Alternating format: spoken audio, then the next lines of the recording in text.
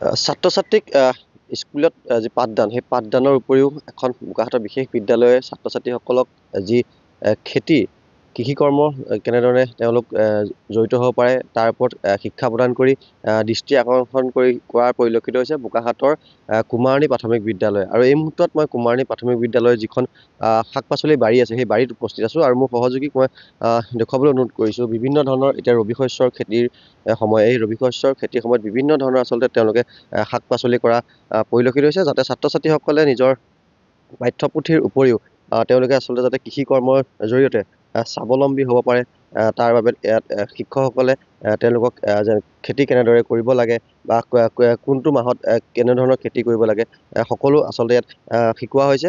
খেতিৰ জৰিয়তে যাতে আচলতে ছাত্ৰ ছাত্ৰীসকলে নিজৰ বাৰীতে বা তেওঁলোকৰ যি দৈনন্দিন যি খোৱা বোৱা সেই খোৱা বোৱাৰ ক্ষেত্ৰত যিসমূহ শাক পাচলি তেওঁলোকে খাব লাগে তাৰ ওপৰতো আচলতে এনেদৰে এই বিদ্যালয়খনত শিক্ষাদান দিয়া পৰিলক্ষিত হৈছে। আৰু সুন্দৰভাৱে এখন কলৰ বাৰীও ইয়াতে তেওঁলোকে পাতিছে। আৰু মোৰ লগত বিদ্যালয়খনৰ প্ৰধান শিক্ষকগৰাকী আছে, মই তেওঁৰ পৰাই জানিম। আৰু তেওঁ খুব সুন্দৰভাৱে এই যিসমূহ শাক পাচলিৰ খেতি সেই শাক পাচলিৰ খেতিৰ জৰিয়তে ছাত্ৰ ছাত্ৰীক যি জ্ঞান সেই জ্ঞান প্ৰদান কৰিছে, কৃষিৰ ওপৰত যি জ্ঞান লাগে সেই জ্ঞান তেওঁ প্ৰদান কৰিছে। আৰু মোৰ লগত শিক্ষকগৰাকী আছে, মই তেওঁৰ পৰা জানিম।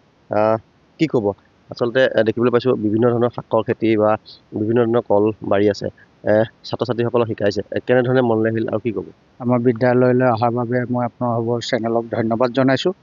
আৰু ইয়াত আমি বিভিন্ন ধৰণৰ খেতি কৰোঁ, বিশেষকৈ এইটো শিক্ষাৰ লগত জড়িত।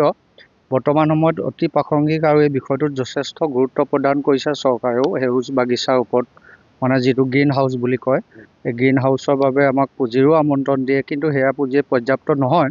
তথাপি আমি নিজৰ যথেষ্ট পকেটৰ মানে ভাঙিবলগীয়া হয়। আমাৰ ছাত্ৰ ছাত্ৰী কিছু কম কাৰণে আমি কিছুমান ফাণ্ডৰ পৰা বঞ্চিত হওঁ, যদিও আমি নিজৰ মানে এইটো ইচ্ছা সৰুৰ পৰাই আমাৰ খেতি বাতিত আমাৰ আগ্ৰহ থকাৰ বাবে এইখিনি কৰি থাকোঁ। ছাত্ৰ ছাত্ৰীক প্ৰতিটো বিষয়ৰ মানে শিকনি দি যোৱা হয়, কিমান সংখ্যক পুলি ৰোপণ কৰা হ'ল সেয়াও তেওঁলোকে গণনা কৰিবলগীয়া হয়, বা পানী দিয়া পাতলীয়া যিখিনি মানে তেওঁলোকে কৰিব পৰা কাম তেওঁলোকে কৰি যায়। আৰু আমাৰ স্কুলখনৰ লগত মানে বাকী পাঠদান বা আনুষংগিক যিবোৰ মানে সাংস্কৃতিক দিশ আছে সেইসমূহৰ লগতে এইখিনি দিশো আগবঢ়াই নিবৰ বাবে আৰু কৃষি বিশেষকৈ এইটো ভগৱন্তৰ লগত জড়িত। কৃষক হেনো শব্দ এইটো পৃথিৱী বাচক কবলা বোলে ন আনন্দত পৰ্বতই, এইখিনিত লাগি থাকিলে আমাৰ ছাত্ৰ ছাত্ৰীৰ লগতে নিজৰো মন প্ৰাণ ভাল হয়, দৈহিক মানসিক শাৰীৰিক সকলো দিশৰ বিকাশ সাধন হয়। ইয়াত আমি মেথি শাকৰ পৰা ধৰি, মেথি শাক সাধাৰণতে ছাত্ৰ ছাত্ৰীয়ে চিনিয়ে নাপায়, তেওঁলোকে এতিয়া চিনি।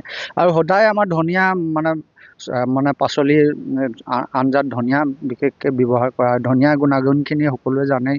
ইয়াৰ যিকোনো সেউজ পাচলি আমি চব্জিত মানে মিশ্ৰণ কৰোঁ, তেতিয়া সেই সুস্বাদু আহাৰলৈ পৰিণত হয়। যিটো কি কি খেতি কৰিছে? এতিয়া ফ্ৰেঞ্চবিন আছে, লাই শাক আছে, বিলাহী, বেঙেনা, মূলা এইখিনি কৰি যোৱা হৈছে। আৰু পালেং শাক, পালেং নতুনকৈ সেয়া 2টা প্লটত লগাইছোঁ। এয়া ধনিয়া আকৌ এয়া এপোৱা আনি সিঁচি দিছোঁ। এয়া ধনিয়া আকৌ 12 মাহ যাব, আমাৰ স্থানীয় ধনিয়া। আপোনালোকৰ যিটো মধ্যাহ্ন ভোজন হয় ইয়াৰ পৰাই আপোনালোকে পাচলি মধ্যাহ্ন ভোজনত আমি ইয়াৰ পৰা দিবলৈ চাওঁ। বাকী নহ'লে যিখিনি আমি পাচলি আনো তাত পটককৈ গেলিও যায়, সেইবোৰ ভয় নাথাকে। সেইকাৰণে আমি এই ইয়াৰ থলুৱা যিখিনি মানে শস্য সেইখিনি, আৰু গুটিটো আমি ৰাখি যাওঁ। গুটি আকৌ এই অহা বছৰলৈ আমি ইয়াৰ গুটিয়ে আকৌ এই গুটি মানে গোবৰ জৈৱিক সাৰ, অকল জৈৱিক সাৰ দিয়া হয়, কেঁচু সাৰো দিয়া হয়, আৰু আমাৰ গোবৰ দিয়া। গোবৰ মই আইতা এগৰাকীক কওঁ, তেখেতে পেলাই দিয়ে, আৰু মই তেখেতক কিবা এটা মাননি দি থাকোঁ। নিশ্চয়কৈ আচলতে এনেদৰে বিভিন্ন ধৰণৰ শাক পাচলি মোৰ সহযোগীয়ে দেখুৱাইছে। আচলতে এই বাৰীখনত আচলতে বিদ্যালয়ৰ এখন আচলতে বাৰী, সেই বাৰীখনত আচলতে বিভিন্ন ধৰণৰ শাক পাচলিৰ খেতিৰে যিসমূহ ছাত্ৰ ছাত্ৰী আছে সেই ছাত্ৰ ছাত্ৰীসকলক যি জ্ঞান সেই জ্ঞান প্ৰদান কৰি আচলতে এক ব্যক্তিক্ৰমী ৰূপত দেখিবলৈ পোৱা গৈছে এই বিদ্যালয়খনৰ শিক্ষকসকলক। আপুনি বিচৰা বাতৰি পাব কেৱল নিউজ 18 এপত। নিউজ 18 এপ ডাউনলোড কৰিবলৈ স্কেন কৰক এই QR কোড। গুগল প্লে ষ্টৰতো পাব এই নিউজ 18 এপ।